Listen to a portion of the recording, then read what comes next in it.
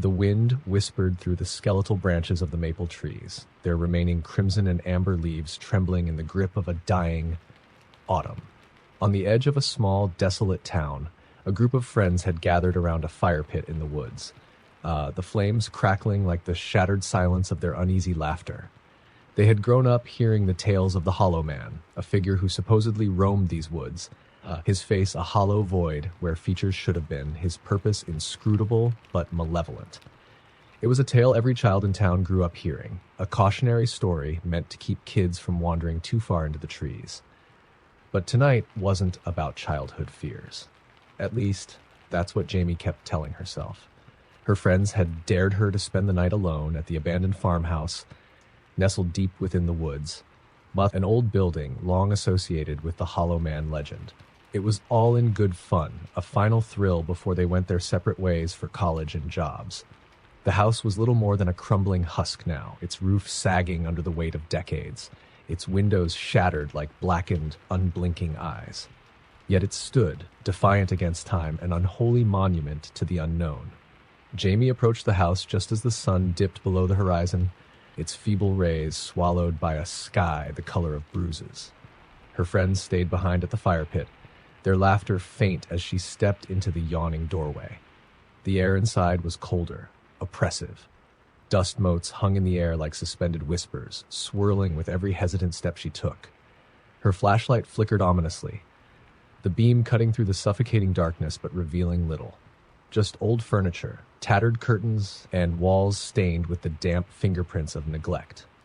She settled into what might have once been a living room, laying out her sleeping bag and setting the flashlight beside her. The silence was deafening, broken only by the occasional creak of the floorboards above her. She told herself it was just the wind, just the groaning protests of an old, decaying structure. But there was something about the sound, a rhythm, a deliberate cadence, that made her stomach twist. Hours passed. The darkness deepened, the cold biting sharper. She tried to focus on her phone, but the signal was non-existent, and the battery icon glowed an ominous red. Then, just as she was about to drift into an uneasy sleep, she heard it, a sound that turned her blood to ice. A slow, dragging scrape, like nails being drawn across the floorboards above. It started at one end of the house and moved methodically, unhurried, directly above her. She froze, her breath caught in her throat, her pulse hammering in her ears. The sound stopped. Jamie waited, her ears straining, the silence pressing down on her. Then, a whisper, soft, almost imperceptible, like breath brushing against her ear. "Get out." Her scream shattered the quiet, but she forced herself to stay put, clutching the flashlight as if it could somehow protect her. She shone the beam toward the staircase, the shadows twisting and writhing in the light. And then she saw it, a figure at the top of the stairs. Tall, unnaturally thin, its head tilted at an unnatural angle. It didn't have a face, just a smooth, blank void that seemed to absorb the light. She scrambled backward, tripping over her sleeping bag, her mind screaming at her to run, but her body paralyzed with terror. The figure moved, its steps slow and deliberate, the sound of its approach echoing through the hollow house. It reached the bottom of the stairs, its faceless head turning toward her. Jamie bolted, her paralysis breaking in a surge of adrenaline. She didn't look back as she fled through the door and into the woods, the branches clawing at her like skeletal fingers. The only thought in her mind was escape, the burning need to put as much distance as possible between herself and that thing. When she finally stumbled back into the clearing where her friends had been, she found the fire pit abandoned, the embers cold. Her friends were gone, their belongings scattered as if they'd left in a hurry. She called out for them, her voice raw, but there was no answer. The forest seemed to hold its breath, the shadows thicker, the silence heavier. She turned toward the path that led back to town, only to stop dead in her tracks. There, standing at the edge of the trees, was the Hollow Man. His head tilted, his blank face aimed directly at her. But this time he wasn't alone. Behind him stood her friends, their faces pale, their eyes empty, their mouths twisted into unnatural smiles. They moved in unison, stepping closer, their movements jerky and unnatural, as if pulled by invisible strings. Jamie's scream was swallowed by the forest as the Hollow Man raised a hand, beckoning her into the darkness. The air was sharp that October night. the chill cutting through the dense fog that rolled across the empty highway. Christine was behind the wheel, her hands gripping it tightly as she tried to keep her nerves in check. The only sound was the rhythmic thud of her tires on the cracked asphalt and the faint static from the radio. She hadn't seen another car in miles, not since she'd taken the wrong turn off the interstate. Her GPS had long given up, leaving her stranded in the middle of nowhere. The gas station she'd passed earlier had looked abandoned, but she had been desperate. The old man behind the counter had been almost too eager to give her directions, his voice shaking as he scribbled on a scrap of paper. "Follow the old hollow road," he had said, his milky eyes wide. "But don't stop for anyone. No matter what you see, keep driving." Christine had laughed nervously at the time, brushing it off as local eccentricity. But now, with the darkness pressing in and her headlights barely piercing the fog, his words gnawed at her. The road twisted and turned, flanked by looming trees that seemed to close in the farther she drove. Her unease deepened when the first sound reached her, a faint tapping like fingernails against glass. She glanced at the passenger side window, but there was nothing, just her reflection, wide-eyed and pale.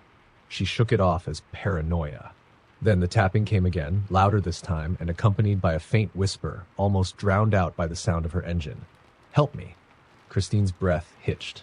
She slowed the car, her heart racing as she scanned the roadside for any sign of someone in need. But the fog was impenetrable, and the shadows seemed alive, shifting and swaying. The tapping grew insistent, more frantic, and when she glanced back at the window, her stomach dropped. There was a face. It was pale and distorted, the eyes sunken and lifeless, the mouth twisted in a silent scream. Christine screamed too, slamming her foot on the gas and speeding down the road. The face disappeared, but the whispers didn't. They grew louder, overlapping voices that seemed to come from inside the car. She glanced in the rearview mirror and nearly lost control. The backseat was full, figures crowded together, their bodies gray and withered, their eyes black voids. She swerved, the tires screeching as she fought to keep the car on the road. "Leave me alone," she screamed, but the voices only grew louder, their words incoherent but filled with malice. One by one, the figures in the mirror turned their heads toward her, their mouths opening in unison. And then, as suddenly as they had appeared, they were gone. The car was empty again, the only sound her own ragged breathing. She dared to hope it was over, but then she saw the figure in the middle of the road. A woman in a tattered dress, her hair hanging in matted clumps, her arms outstretched as if begging for help. Christine slammed on the brakes, the car skidding to a stop just inches from the figure. But when she looked up, the woman was gone. Christine's hands trembled as she gripped the wheel. She was done. She wasn't stopping for anything else. She hit the gas and sped off, the engine roaring as she pushed the car harder and harder. The whispers returned, louder than ever, and the tapping came from every window now. The road seemed endless, looping and twisting back on itself. No matter how far she drove, the landscape never changed. And then she saw the lights, red and blue, flashing in the distance. A police car. Relief washed over her as she pulled to a stop beside it, her tears blurring the sight of the officer stepping out of the car. He was young, with kind eyes, and he listened patiently as she babbled her story, pointing back toward the road she'd come from. The officer frowned. "Ma'am, you need to stay calm," he said, his voice steady. "This road's been closed for years, ever since the bus crash." Christine's stomach twisted. "Bus crash?" He nodded gravely. "A school bus went off the bridge back in the 70s. Everyone died. They say the spirits of the kids still haunt this stretch, looking for a ride home." Christine's blood turned to ice. She opened her mouth to respond, but then she noticed the officer's face. His eyes had gone black, his features twisting into a grotesque grin. "Looks like you picked up a few passengers," he said, his voice distorted, echoing as if from another world. The lights of the police car flickered and died, leaving Christine alone in the dark. The whispers surged around her, louder than ever, as the tapping resumed, relentless and inescapable. The last thing she saw before the fog consumed her was the face of the woman in the road, her mouth stretching into an impossible smile. Christine's car was found weeks later, empty, parked in the middle of Hollow Road. There was no sign of her, but the back seat was covered in small, child-sized handprints, pressed into the glass like they had been trying to escape. The air carried a heavy stillness as Melanie turned onto the narrow dirt road leading to her new home. It wasn't much, a small cabin deep in the woods inherited from an uncle she barely remembered. The isolation didn't bother her. After years of city life, she craved the quiet. But as the headlights swept across the gnarled trees, she couldn't shake the feeling that the woods were watching her. The cabin was unassuming, its wooden frame darkened by age. Inside, the air was thick with the smell of mildew and pine.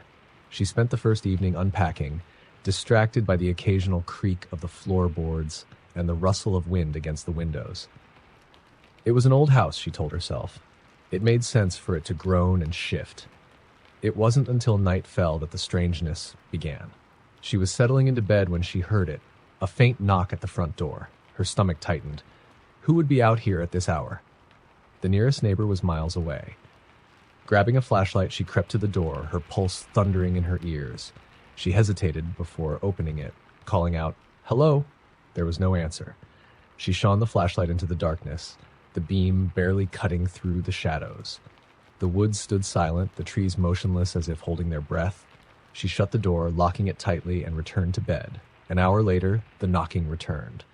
3 slow, deliberate taps. This time, it came from the side window. Melanie froze, clutching the blankets. Her bedroom window faced the dense woods with no porch or ledge for someone to stand on. Heart-pounding, she forced herself to look. The glass was empty. But as she turned away, a shape materialized just beyond the faint reflection.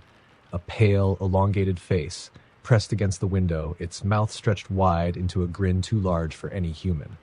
She screamed, stumbling backward, but when she looked again, it was gone. The night was silent once more. She barely slept, every creak of the house setting her nerves on edge. By morning, she convinced herself it was a trick of the light, her mind playing games in an unfamiliar place. But as she stepped outside to retrieve firewood, she saw them. Footprints, impossibly large, leading from the woods to the cabin. They circled the house, stopping at every window, and then disappeared back into the trees. The day passed uneventfully, but as the sun dipped behind the horizon, an unnatural hush fell over the forest. The usual chirping of crickets and rustling of leaves faded into an oppressive silence. Melanie lit every lamp in the cabin, the warm glow doing little to dispel the unease creeping over her. And then the knocking started again. This time, it was all around her, on the walls, the windows, even the roof. It was slow, deliberate, like a taunt. She grabbed her phone to call for help, but there was no signal. Her breathing quickened as she backed into the corner of the living room, clutching the fire poker for protection. The knocking stopped. For a moment, the silence returned, heavier than ever. Then came a voice, low and guttural, barely more than a whisper. "Let me in." Melanie's chest tightened. "Who's there?" she shouted, her voice cracking. "Let me in," the voice repeated, closer this time. It was coming from the front door. She didn't move. She didn't speak. The air grew colder, her breath visible in the dim light. The voice called out again, but now it was at the back door. "Let me in." She realized, with mounting horror, that the voice wasn't coming from outside. It was inside the cabin. Melanie spun around, but the room was empty. Her pulse raced as she searched every corner, every shadow. Nothing. And yet, the voice continued, now whispering directly into her ear. "I'm here." She bolted for the door, yanking it open and sprinting into the woods. The cold air tore at her lungs as she ran, branches slapping her face and arms. She didn't stop until she saw the faint glow of her car's headlights in the distance. Fumbling with the keys, she threw herself into the driver's seat, locking the doors and starting the engine. As she sped down the dirt road, the cabin shrinking in her rearview mirror, she let out a shaky breath. She was safe, or so she thought. Then she glanced in the mirror again.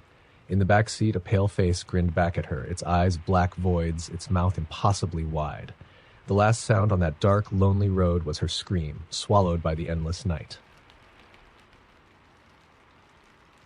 The quiet little town of Elkwood had always felt timeless, a place where the old trees loomed over cracked sidewalks, and the nights were so silent you could hear the faint rustle of leaves even from your bed.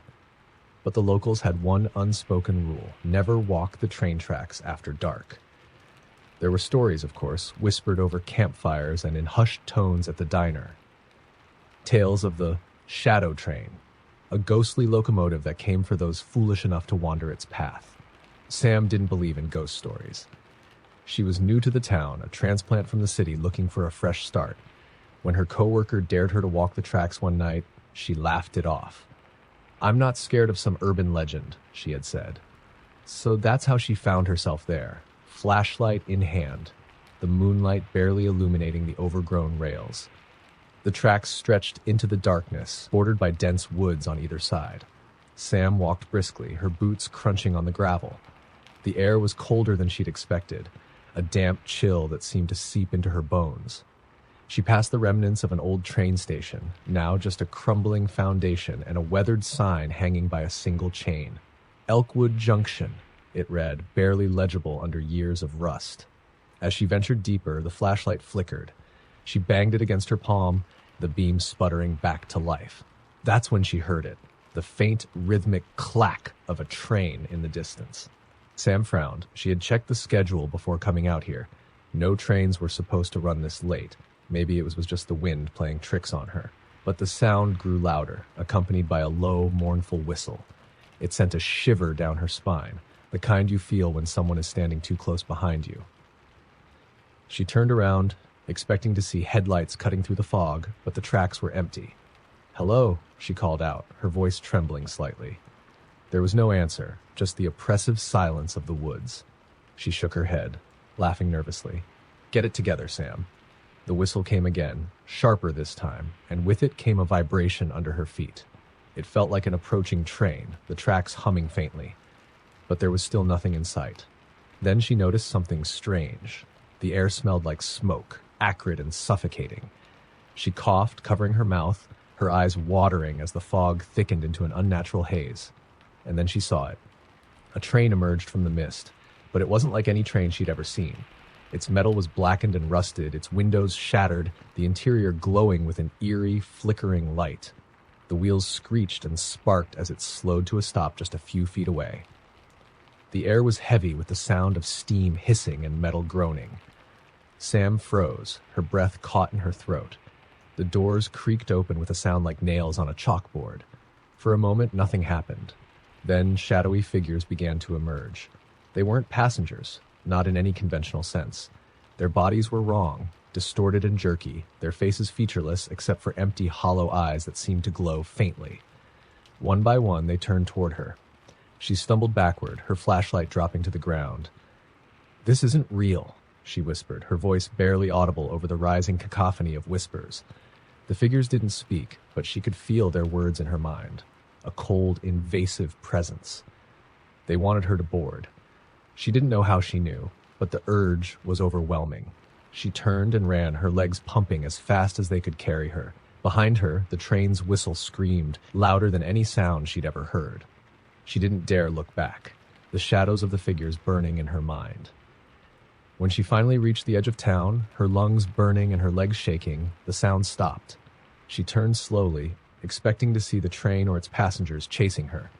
But the tracks were empty, silent, as if nothing had been there at all.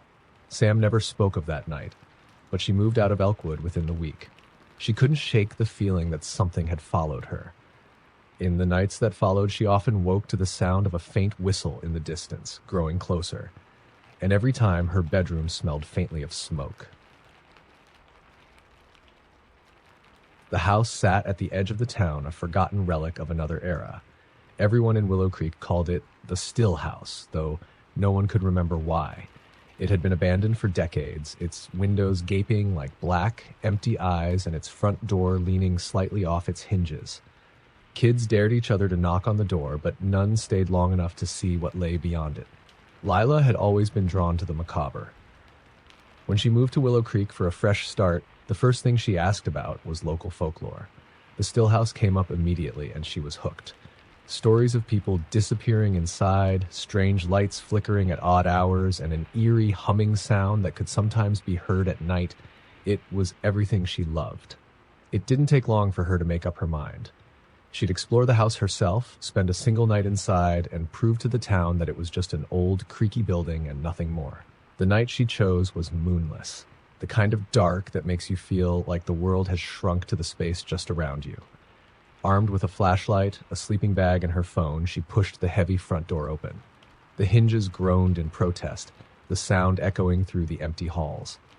The interior was worse than she'd imagined. Dust coated every surface, and the air smelled of damp wood and rot. The furniture was sparse. An old table in the corner, a chair missing a leg, and a massive mirror hanging crookedly on the wall. Its glass was warped, reflecting the room in jagged fragments. She set up camp in what seemed like a living room. The floorboards creaked under her every movement, and the wind howled faintly through unseen cracks. She told herself it was just an old house, nothing to fear. By midnight, the house had grown unnervingly quiet. Even the wind seemed to have died down. Lila lay in her sleeping bag, scrolling through her phone when she heard it, a faint rhythmic tapping coming from upstairs. She froze, her breath catching in her throat. Old pipes, she muttered to herself, trying to sound braver than she felt, but the sound didn't stop. It moved, slowly, methodically, across the ceiling above her. Lila grabbed her flashlight, her hand trembling as she shone it toward the staircase. The beam barely reached the top, but the tapping stopped the moment the light hit the upper floor. The silence that followed was worse, an oppressive weight pressing down on her, and then it started again, but this time it was on the stairs. Her heart pounded as the tapping descended, step by deliberate step. She aimed the flashlight at the staircase, expecting to see something, but it was empty. The tapping continued, closer now, reaching the bottom of the stairs. She shone the light around wildly, the beam catching the mirror on the wall, and that's when she saw it. In the mirror's warped glass, a figure stood behind her, a tall, gaunt man with hollow eyes and a mouth stretched into a grotesque grin. His head was tilted unnaturally to one side, and his long fingers tapped against the wall behind her. Lila spun around, the flashlight jerking wildly, but the room was empty. She turned back to the mirror, and the figure was closer now, its face almost pressing against the glass, its grin impossibly wide. She screamed, dropping the flashlight as the mirror shattered, the sound deafening in the stillness. In the shards on the floor, she could see her own terrified face reflected back at her, and behind her, the figure, reaching for her with hands that seemed to stretch and twist unnaturally. She ran, stumbling over debris, the house seeming to groan and shift around her. The walls felt closer, the air colder. As she reached the front door, it slammed shut on its own, the force sending her sprawling. The tapping returned, now coming from all around her. Walls, ceiling, even the floor beneath her feet. The last thing she saw before the darkness swallowed her was her reflection in the jagged shards of the broken mirror. But it wasn't her anymore. The face staring back wore the same grotesque grin as the figure in the mirror, its hollow eyes locking onto hers. By morning, the still house was quiet again. The door hung slightly open, swaying in the breeze. Lila's belongings were there, but she was not. Those who dared approach said they heard faint tapping inside, rhythmic and deliberate, like fingernails on glass. And on the wall where the mirror once hung was a single message, scrawled in jagged, frantic letters, "Don't look." On the outskirts of the town of Briarwood, there was a path known as Whispering Hollow. It wound through a dense forest where the trees grew so close together that even on the brightest days, sunlight barely reached the ground. The name came from the strange phenomenon that anyone walking the path alone would hear whispers, faint and unintelligible, as though the forest itself was alive and speaking to them. Locals avoided it. Tourists took photos at the entrance, but rarely dared to step inside. The stories were all the same. People who wandered too far down the path didn't come back, and those who did were never the same again. Eli was new in town, an avid hiker who scoffed at the legends. He'd moved to Briarwood for its scenic trails and untamed wilderness, and Whispering Hollow sounded like just another overblown local myth. When he told the bartender at the pub he planned to hike it, the man shook his head and muttered, "Don't. The forest doesn't like trespassers." But Eli wasn't deterred.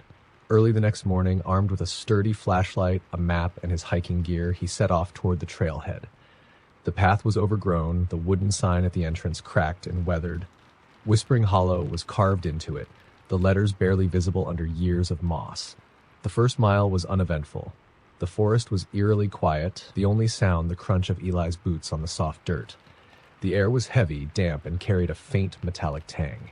As he ventured deeper, the trail became harder to follow. overrun with tangled roots and patches of moss that seemed to swallow the ground. That's when he heard the first whisper. It was so faint that he thought he'd imagined it. A soft sigh like wind brushing past his ear. He stopped, turning his head to listen, but the forest was silent. Shrugging it off, he kept walking, though his pace quickened. The whispers grew louder the farther he went. They weren't constant, just bursts of soft, unintelligible voices that seemed to come from everywhere and nowhere all at once. He couldn't make out the words, but they sounded urgent, insistent. He tried to ignore them, chalking it up to the wind or his imagination. But his unease grew with every step. After another mile, the whispers stopped. The sudden silence was worse. It was as if the forest itself was holding its breath. Eli felt a chill creep down his spine despite the humid air.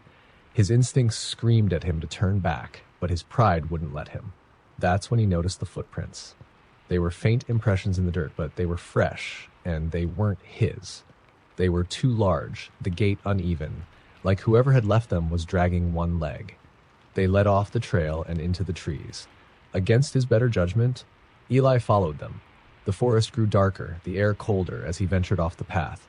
The footprints led to a clearing where the ground was bare and lifeless, a perfect circle of dirt surrounded by ancient, gnarled trees. In the center was an old wooden box, no larger than a shoebox, its surface warped and cracked. Eli hesitated. The box looked completely out of place, as though it had been waiting for him. The whispers returned, louder now, circling him like a growing storm. They were still unintelligible, but their tone had changed. They sounded angry. Compelled by some unknown force, Eli knelt and reached for the box. The moment his fingers brushed the wood, the whispers stopped.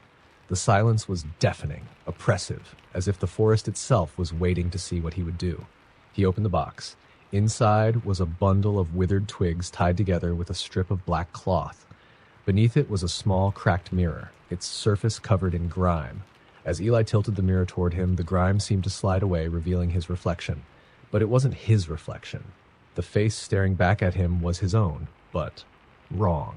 The eyes were hollow voids, and the mouth was twisted into a silent scream. The image reached out, its hands slamming against the inside of the glass, and Eli dropped the mirror with a shout. It shattered, the shards sinking into the soft earth. The forest exploded into sound. The whispers became screams, a cacophony of rage and despair that filled the clearing. The trees seemed to twist and writhe, their branches reaching toward him. Eli stumbled back, his heart pounding, but the path he'd come from was gone, swallowed by the forest. Something stepped into the clearing. It was tall, its body a mass of shadow and smoke, its face featureless except for two gleaming eyes that bore into him. It raised a hand, and Eli felt his body freeze, an invisible force rooting him to the spot. The last thing he heard was a single, clear whisper, spoken directly into his ear. "You shouldn't have come." Eli was never seen again. Search parties combed the forest for weeks but found no trace of him.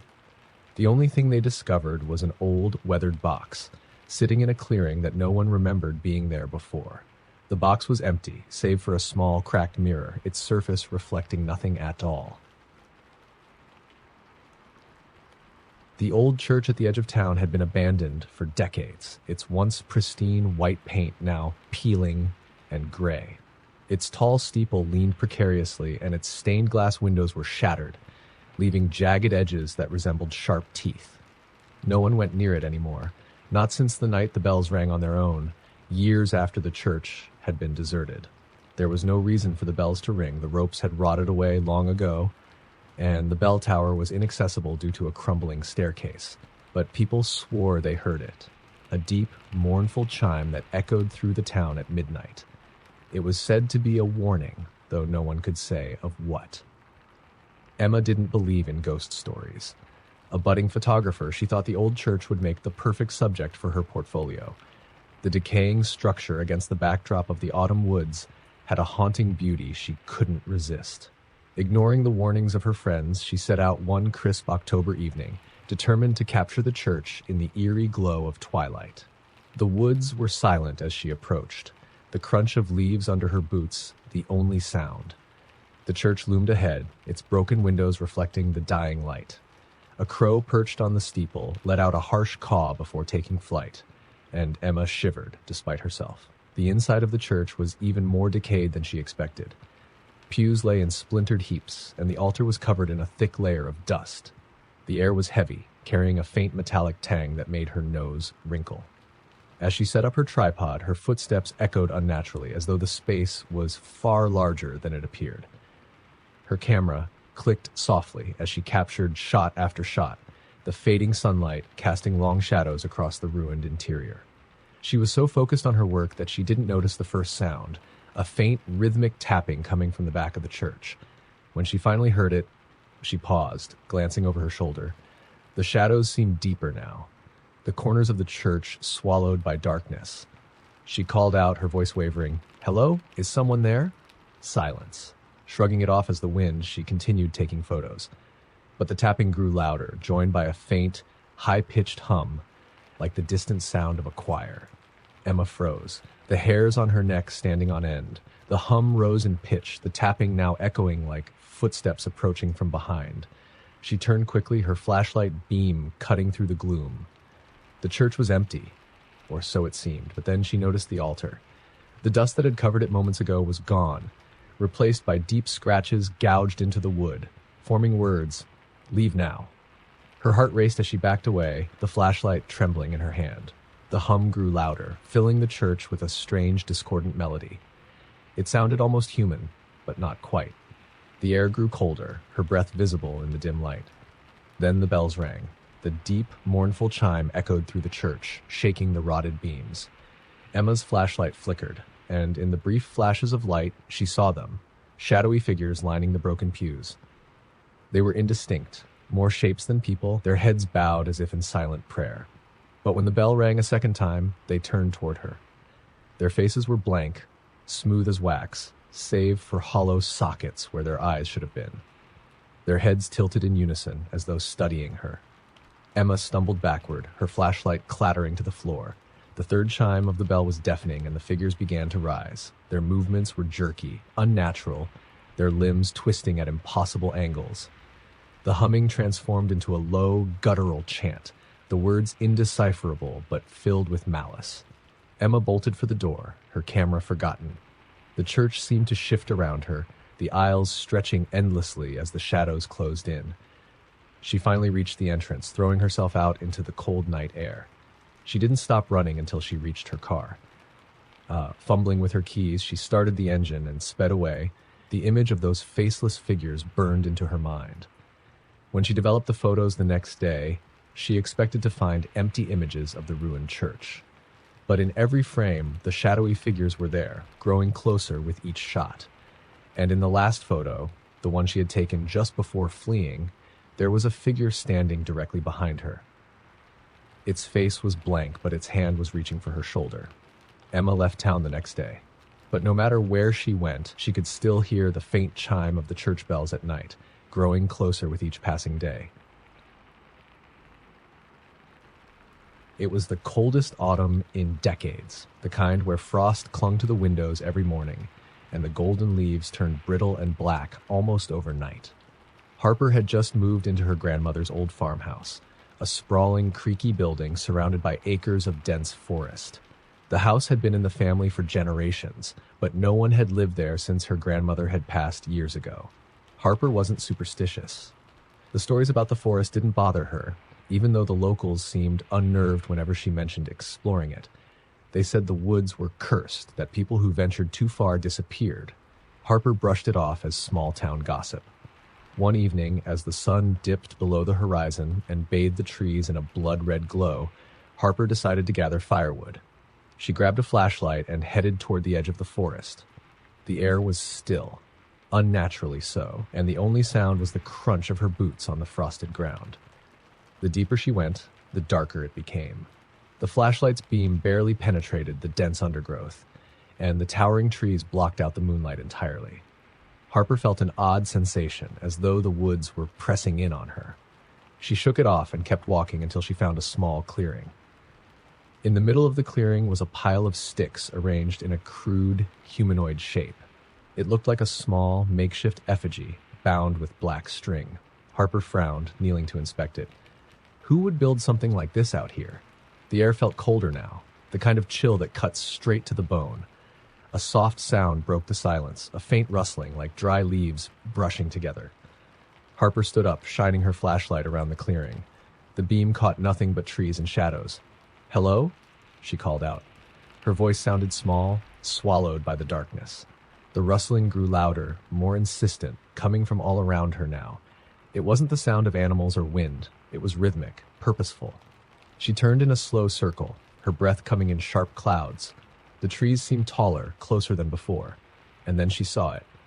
A figure stood just beyond the edge of her flashlight's reach, motionless and impossibly still. Its body was gaunt and elongated, the limbs too thin, too long. Its head tilted unnaturally to one side. The thing didn't move, didn't make a sound, but Harper could feel it watching her. Her heart pounded as she stumbled back, nearly tripping over the effigy. The figure took a step forward, and that's when she realized it wasn't walking. It was gliding, its feet never touching the ground. The shadows around it seemed to stretch and writhe, reaching toward her. Harper bolted, running blindly through the forest. The flashlight's beam bounced wildly, illuminating fleeting glimpses of gnarled branches and frost-covered leaves. The rustling was behind her now, louder and faster, as though something was chasing her. She burst out of the forest, gasping for breath, and didn't stop running until she reached the farmhouse. Slamming the door behind her, she locked it and collapsed onto the floor. Her hands were shaking so badly she dropped the flashlight. She told herself it was just her imagination, the isolation playing tricks on her. But then she noticed something. The effigy was sitting on her kitchen table, its stick-figure limbs bound in black string, its head tilted at the same unnatural angle as the figure in the woods, and the frost on the windows began to melt, forming words that trickled downward in long, jagged lines. "You should not have looked." The rustling started again, this time inside the house.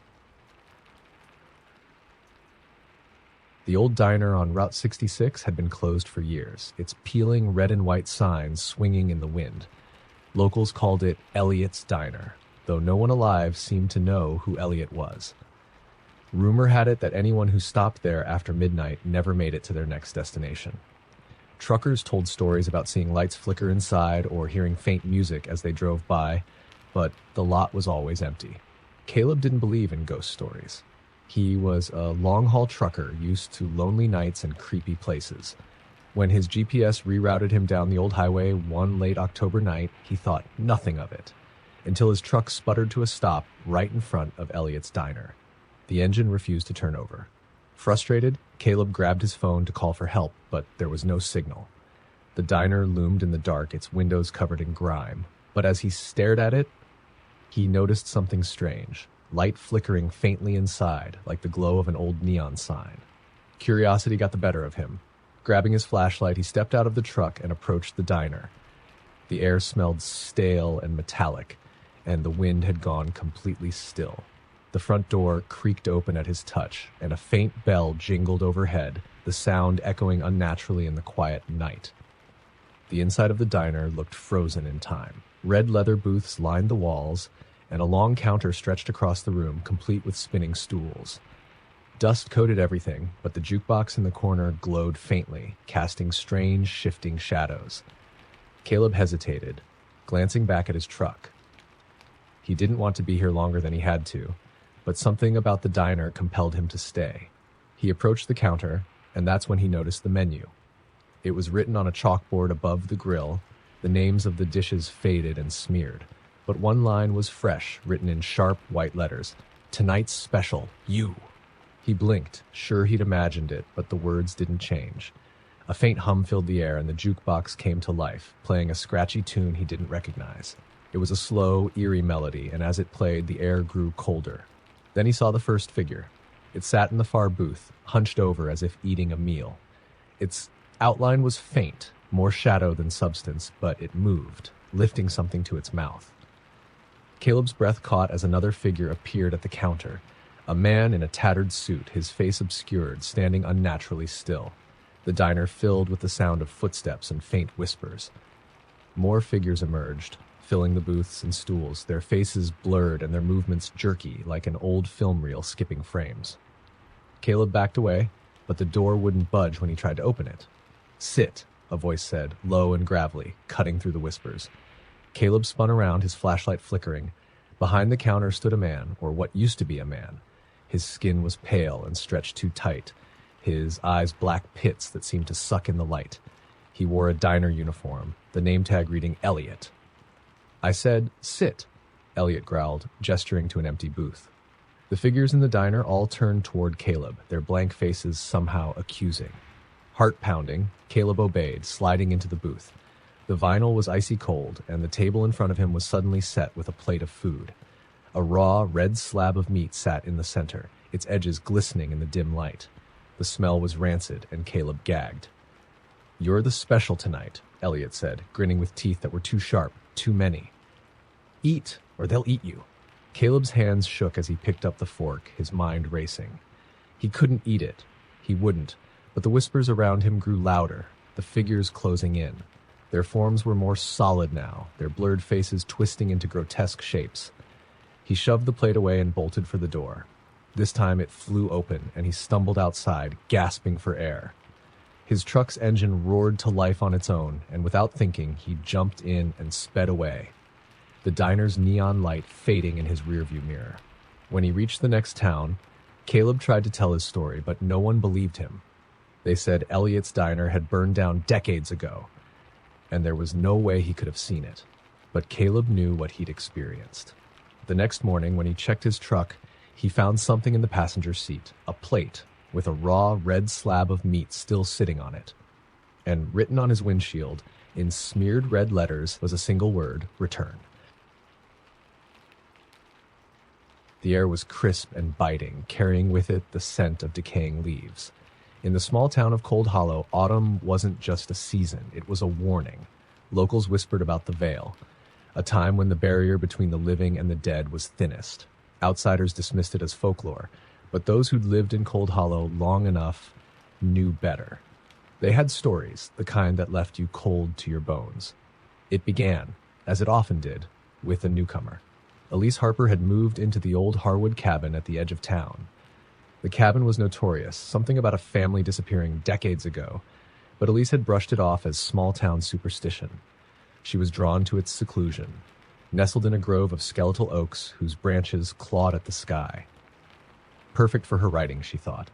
Elise first noticed the smell on her second night, a sharp, coppery tang mixed with the musk of damp earth. It seemed to come from the woods, faint at first, but stronger as the night wore on. She dismissed it, blaming the old cabin's plumbing or perhaps a dead animal nearby. The next day, she explored the property. The oaks stood eerily silent, their leaves rustling in a wind she couldn't feel. Near the tree line, she found something peculiar, an old rope swing swaying gently despite the stillness. It hung from a branch far too high for anyone to have tied it recently. Beneath it was a small depression in the earth, like a shallow grave. Her unease grew, but she pushed it aside, chalking it up to her overactive imagination. That night, the sound began, a soft creaking, like wood bending under pressure. At first, she thought it was the wind against the cabin, but the pattern was too deliberate. Creak, pause, creak. She ventured outside, flashlight in hand, but the swing was motionless. The smell returned, stronger now, seeping into the back of her throat. She gagged and retreated inside, bolting the door behind her. By the fourth night, Elise couldn't ignore it anymore. The smell, the sound, it was as if the woods were alive, watching, waiting.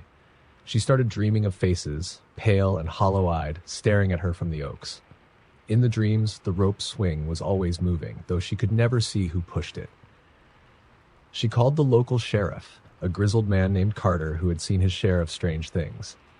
"Harwood cabin, you say?" he muttered when she explained her predicament. His face darkened. "If you're smart, you'll leave. Some places aren't meant for the living." Elise laughed nervously, thinking it was a joke, but Carter's eyes didn't waver. "There's a reason no one's lived there long. Every autumn, like clockwork, people vanish. They say the woods take them." That night, Elise stayed awake, determined to catch whatever was causing the noises. She set up her camera facing the swing and sat by the window, sipping coffee to stave off her exhaustion. Hours passed. Midnight came and went. The creaking started again, faint but steady. Her pulse quickened. She turned to the monitor and her blood ran cold. The swing was moving, but not on its own. A figure stood behind it, a shadowy outline with unnaturally long arms, pushing it gently. Its head tilted, as if aware of the camera. Then it stopped. Slowly, the figure turned to face the lens. Its eyes were black pits, and its mouth hung open in a silent scream. Elise stumbled back from the window, her heart pounding. The camera feed cut out, replaced by static. Before she could process what she'd seen, there was a knock at the door. Soft, almost polite. She froze. No one should be out there. The knock came again, louder this time, insistent. She grabbed her phone and dialed the sheriff, but the line was dead. The knocking didn't stop. It grew heavier, more desperate, until the door rattled on its hinges. Elise, a voice rasped from the other side. It was her name, but not in any voice she recognized, distorted, guttural, like the wind forcing itself into words. Terrified, she backed away, tripping over a loose floorboard. She hit the ground hard, and for a moment the knocking ceased. Then a sound came from behind her, the unmistakable creak of the rope swing. She turned, and there it was, inside her living room, impossibly hanging from the ceiling. The figure stood beneath it, head tilted, black eyes locked on hers. The next morning, Sheriff Carter drove out to the Harwood cabin. The place was silent, the door ajar. Inside, he found Elise's camera smashed on the floor, the footage unrecoverable. Of Elise herself, there was no trace, only the faint smell of copper and damp earth. The locals added her story to the others, another warning to heed the woods of Cold Hollow. The swing remained, swaying ever so slightly, though there was no breeze to move it.